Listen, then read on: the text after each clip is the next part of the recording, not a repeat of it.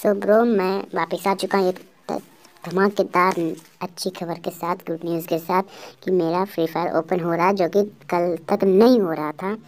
सो आप लोगों का नहीं हो रहा है तो आप लोग जाकर चेक कर लें। अगर ओपन होता है तो ठीक है, नहीं होता तो मैं आपके लिए आपका भाई यहाँ पे है, ठीक है। तो आप लोगों को कैसे ओपन करना है मैं बता देता हूँ, ठीक है। तो अभी तो मेरा ओपन हो रहा है, तो आप लोग कुछ भी नहीं करना, प्ले स्टोर में जाना है आराम से, ठीक है।